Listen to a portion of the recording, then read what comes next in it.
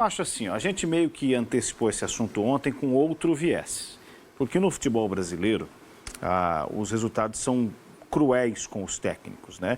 E eu te perguntei ontem se eventualmente uma derrota para o Fluminense na final, considerando que ia ser finalista, como foi, né, enfiando 8 no segundo jogo, já tinha goleado no primeiro também, a equipe do Madureira, e poderia cair, porque eu acho até que o Fluminense tem um leve favoritismo, tem equilíbrio, mas está num momento melhor, então poderia demiti-lo após a perda de mais um título, o que por si só já seria absurdo. Porque tem uma coisa, Bernardo, e ninguém melhor que você para falar sobre isso aqui, eu vejo um fetiche do Flamengo.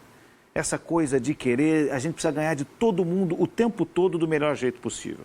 O Flamengo foi vice-campeão do mundo jogando por isso aqui, ó, diante do Paris Saint-Germain.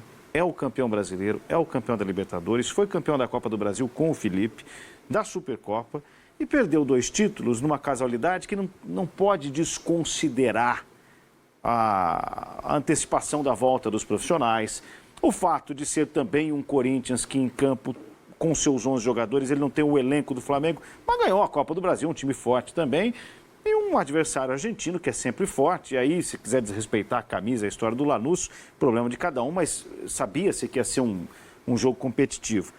Principalmente todos os títulos menores, todos os títulos ditos e repetidamente menos importantes e que o Flamengo já tem na sua galeria. Então, me espantou muito porque não é o resultado. E aí esse áudio vazado, Bernardo, eu sei que você tem informações de bastidores, ele traz coisas como, estava negociando com outro clube, como você bem abriu aqui na sua primeira participação, como se isso fosse proibido, né? Ou como Era um momento de impasse, né? Lógico, porque talvez ele próprio, ele chegou a dizer isso publicamente, não se sentiu valorizado à altura do como que queria, até na comparação com o Abel Ferreira mesmo, de salário, do que se comenta por aí, o mercado se conhece também. Mas assim, ó, é totalmente despropositado a ponto de, quando você cita o Leonardo Jardim, eu trago o Vitor Pereira para discussão, não sei que elenco ele vai encontrar. Tem gente como o Luiz Araújo que deu a entender nas redes sociais que gostou. Tem gente que pode estar torcendo o nariz, como foi o caso do Rodrigo Caio. Como é que ele vai trabalhar o Jardim com esse Flamengo? E outra, que segurança tem? Se você não ganhar absolutamente tudo, não serve. É time sem vergonha. Às vezes pode ganhar e não servir também. É beiro ridículo. Que é o caso do Dorival Júnior. No caso do Dorival, eu entendo a saída dele, tá? A gente pode discutir a forma como isso aconteceu, mas o Flamengo não vinha jogando bem e acho que não sustentaria os resultados que conseguiu naquela reta final de ano no ano seguinte. O caso do Felipe eu já acho que é um bem diferente. Acho que ele tem um trabalho mais sólido, ele foi campeão da Copa do Brasil de 2024 no ano passado. Foi campeão brasileiro, foi campeão da Libertadores, é um dos treinadores mais vitoriosos da história do Flamengo. Então, acho que ele viveu um período de 40 dias de instabilidade ali. E assim, com 2 decisões que são jogos únicos, quer dizer, uma era 2 jogos, mas enfim, uma outra pela frente. Então, é surreal. O Danilo acaba de publicar um texto também em agradecimento ao Felipe Luiz, né? Bom, vamos lá. Eu fiquei apatetado quando eu soube, acho que essa é a palavra, né? Da demissão do Felipe Luiz. E soube hoje, quando eu acordei, 5h30 da manhã, olhei e falei, não é possível, né? Flamengo sendo Flamengo, né? Tudo isso tem como pano de fundo a história que o Léo contou, que é, digamos, a ponta do iceberg, né? A negociação do Felipe Luiz no ano passado causou desgaste na renovação de contrato com o Flamengo. Ele escolheu para representá-lo uma víbora sanguinolenta, né? Que é o Jorge Mendes, empresário que já foi do Cristiano Ronaldo, por exemplo. Então, um cara caracterizado por ser duro na queda no que diz respeito a negociações de contrato. Muito bem. O que eu apurei foi o seguinte, e aqui eu vou trazer informação e depois a gente entra no julgamento da história. Eu repito, eu fiquei apatetado quando eu soube dessa situação. Havia uma série de jogadores no Flamengo que estavam insatisfeitos e não viam mais a possibilidade de jogarem porque estavam, de acordo com a reivindicação deles, treinando melhor do que aqueles que vinham sendo titulares. Que o treinador tinha seus preferidos, independentemente da condição física desses caras, tá? E isso estava causando problemas. porque o jogador questionava. Mas peraí, eu vou jogar, não vou chegar? Não, a sua hora vai chegar e não chegava nunca. Tá? Então houve um foco de insatisfação. Houve também uma cobrança no que diz respeito aos treinos do Felipe Luiz. E eu ouvi a palavra cone, né, explicando ali que estava treinando com cones, aquela coisa toda, quando deveria fazer uns treinos contra jogadores, né, e tal. E o treino com cone é até muito utilizado na Europa, enfim. Então havia já uma insatisfação, catalisada, evidentemente, pelo processo desgastante de renovação contratual. O meu questionamento é o que eu tenho que ser coerente com o que eu falei, por exemplo, em relação ao Fernando Diniz. O trabalho não estava rendendo mais frutos, então a avaliação tinha de ter sido feita, na minha opinião, no final do ano passado. Como foi com o Dorival.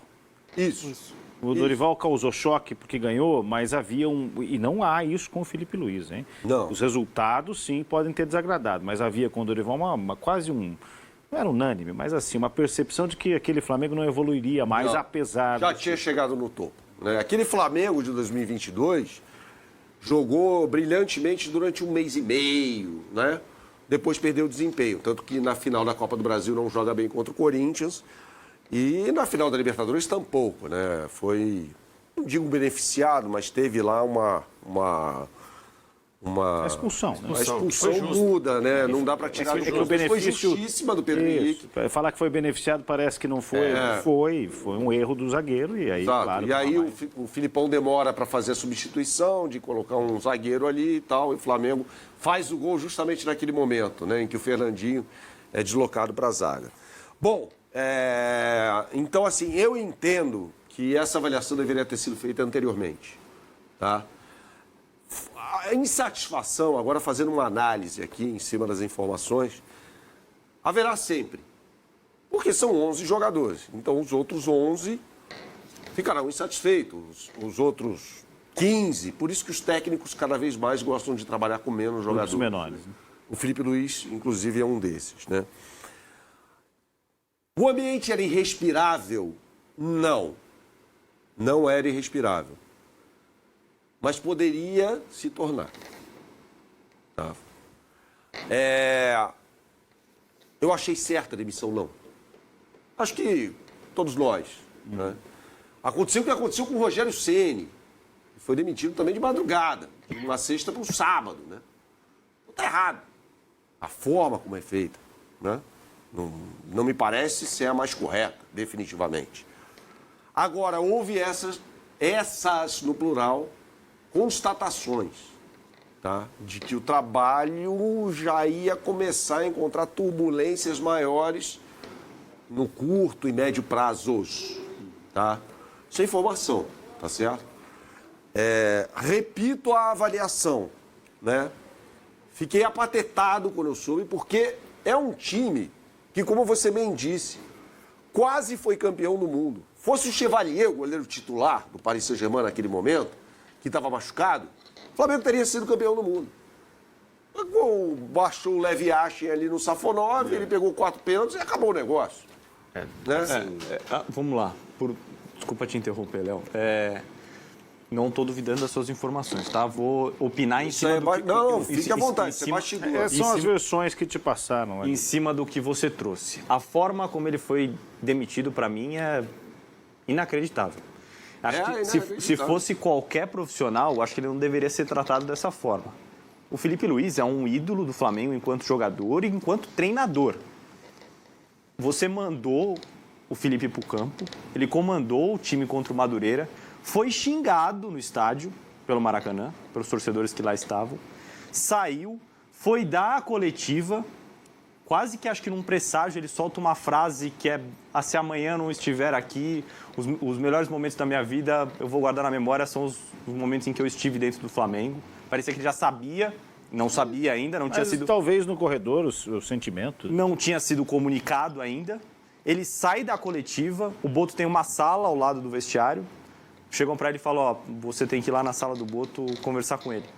Num papo rápido, o Boto fala: não concordo com a decisão, mas segundo informações dos nossos companheiros do Grupo Globo... Outra, respeitando a informação de todo mundo, tá?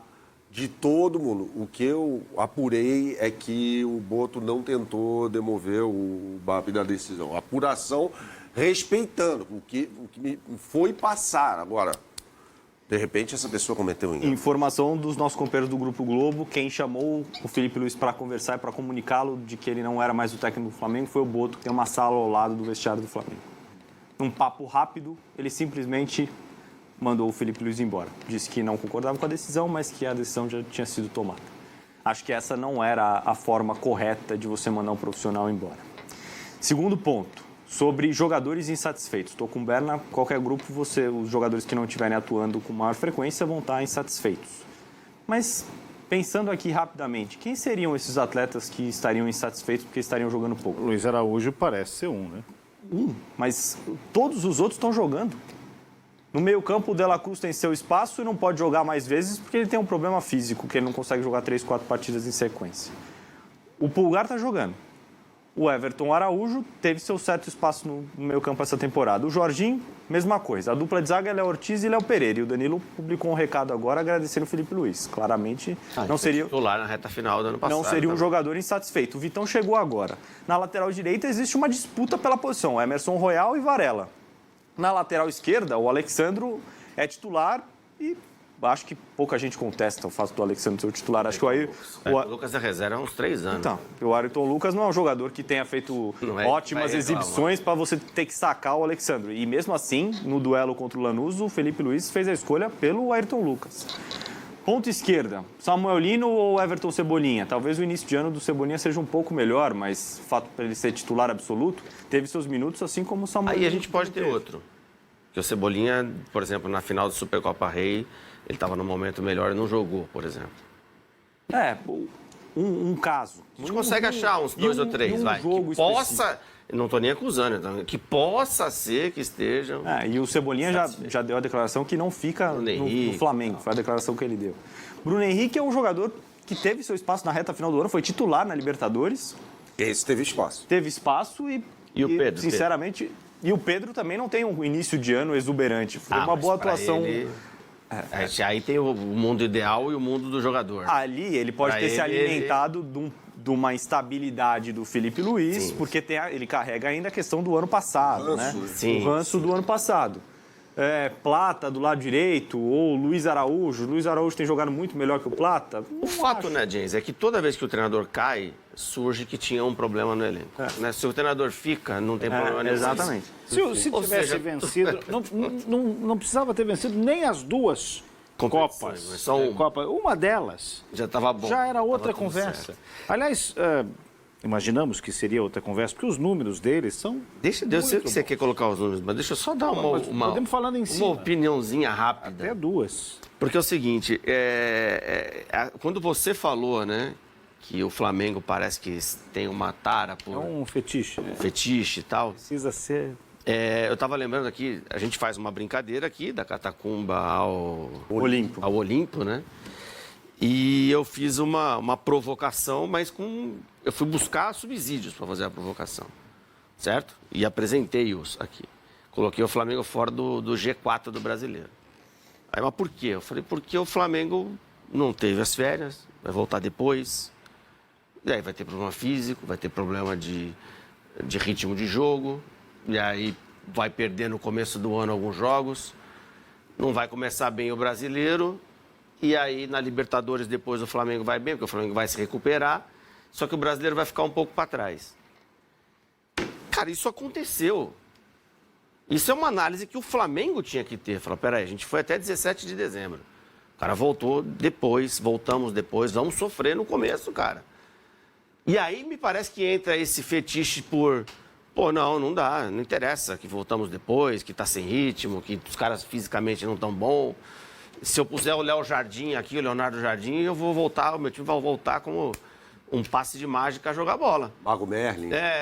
Bom, e aí, na hora de tomar a decisão, você tem um presidente que é um pouco desequilibrado, nesse sentido, não na vida pessoal. E nessa, ficou muito confortável para quem permanece lá no Flamengo, né? Porque essa gestão do elenco só o Felipe Luiz tem que fazer. Não tem um responsável pelo futebol do Flamengo? E o BAP também não tem que cuidar dessas questões? Houve uma avaliação... Ficou muito fácil colocar tudo na conta do Felipe Luiz e dizer que ele que era o culpado por esse momento. É impossível você separar, diante do que você está falando, de como o elenco sub-20 foi super avaliado, super cotado, porque também, se o Bruno Pivetti e os garotos tivessem feito um estadual à altura, o time tinha voltado muito mais tarde. Talvez no clássico do Fluminense... Seriam 3 dias, né? Mas é uma semana ou não. Estamos falando de relação interpessoal. Até agora, vocês falaram, quem poderia estar infeliz na gestão do Felipe Luiz? Cara, você marca férias. Você volta sábado. Eu vou voltar sábado. Não. Quarta-feira aqui tem que jogar.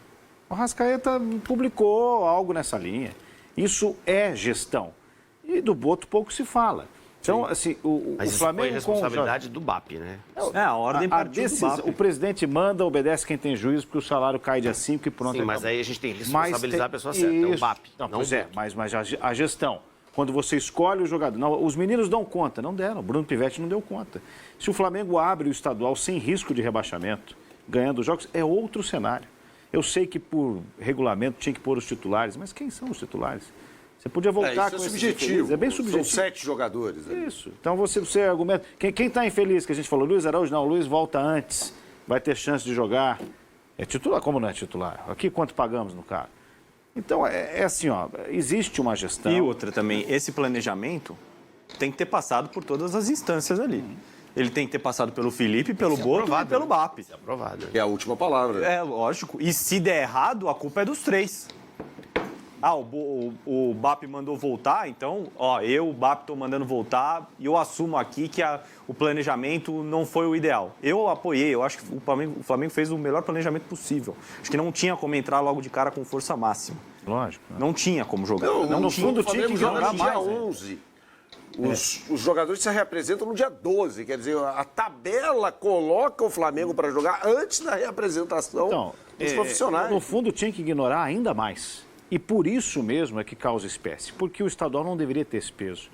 A Supercopa não deveria ter esse peso e a Recopa não deveria ter esse peso. O BAP, até onde nos consta, ele entende de gestão, não de futebol. Então ele confia no que é passado a ele, e aqui não estou passando pano não. Né? Só que, ao mesmo tempo, a pressão que vem das arquibancadas é que move. Por isso que é um fetiche. Aí é que tá. Por isso que um time multicampeão entra com um time sem vergonha e ele tem o WhatsApp fervendo. E a ligação fervendo. Conselheiro. E aí, olha isso aí. Eu tenho um amigo que trabalhou muito tempo no Flamengo. Eu perguntei ontem se foi político. É um negócio surreal. É surreal o que acontece. A quantidade de gente que você tem que atender e que não tem nada com a vida do Flamengo. Por isso, para mim, a questão não é técnica. A questão foi uma oportunidade de fazer o que o BAP já gostaria de ter feito há bastante tempo, que é limar o Felipe Luiz. Ainda uma herança da gestão Rodolfo Landim. Sim. Um treinador que ele teve que se desgastar para renovar o contrato, que não foi submisso, que sentou na mesa e negociou, porque ele era o treinador campeão da América e campeão do Campeonato Brasileiro. Então, ele tinha poder de barganha na hora de sentar na mesa. Ele não precisava atender a todos os pedidos do Flamengo. Isso aqui eu não quero, eu quero mais aqui, mais ali. Faz parte, é uma negociação. Só que para um dirigente com o ego do tamanho do BAP, isso foi, para mim, uma declaração de guerra. E no primeiro momento de instabilidade, ele viu, agora o coro é Felipe Luiz, seu não sei o que lá. Foi o que foi gritado ontem diante do Madureira. Essa é a oportunidade para mim. Eu vou mandar esse cara à área. Eu queria abordar a questão da torcida também. É bem impopular o que eu vou falar agora. Mas, assim, você não chama um time de sem vergonha, um time que... É o campeão da América. Quase foi campeão do mundo, cara. É o melhor time da América. Até que se prove o contrário, é o melhor time da América. Eu não sou